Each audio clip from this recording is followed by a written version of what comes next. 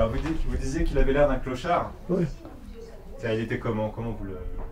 Il avait l'air d'un clochard, toujours un peu déguenillé, un par-dessus trop large, un chapeau bizarre.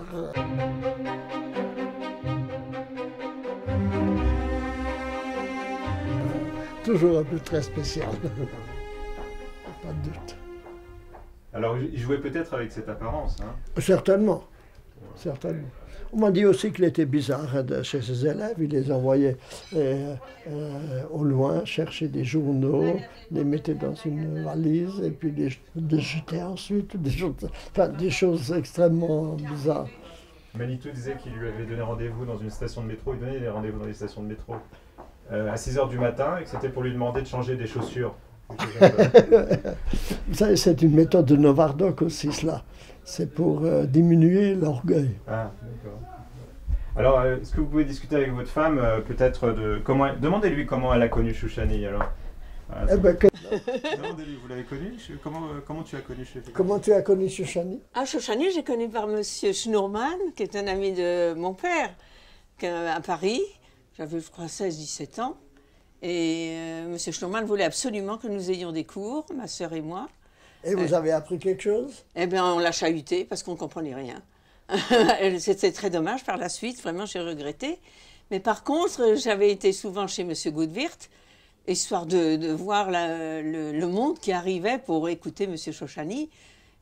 D'abord, monsieur Chouchani mangeait bien chez monsieur Goodwirt, et ensuite, il arrivait Shabbat après-midi, et il y avait des tas de gens qui venaient pour écouter monsieur Chouchani. C'était très impressionnant de voir l'intérêt qu'avaient les gens pour l'écouter. Et alors, quel souvenir tu en as gardé? Quel souvenir j'en ai gardé? Je n'ai pas gardé un grand souvenir, non. Comme quoi, il est un personnage bizarre, avec... il avait l'air d'un clochard, il avait de l'humour aussi.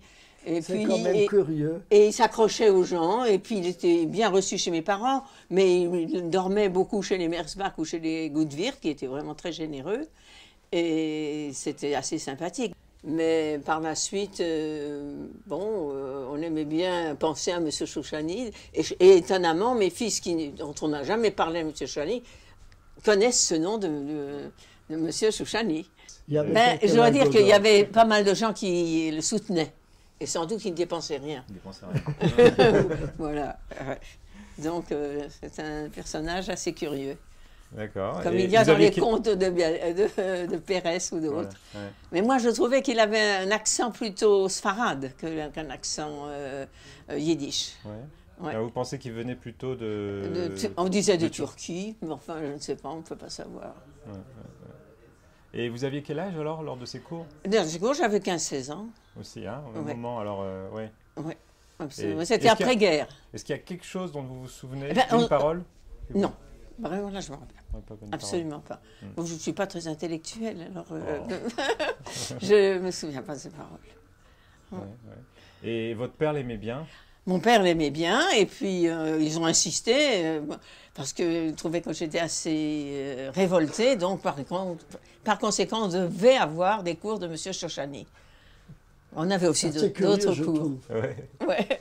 Bon, mais il en avait marre, M. Chouchani, au bout de 3 fois, parce qu'on était 2 filles qui ne comprenaient rien à ce qu'il disait et qu'on chahutait. Ça, je comprends bien.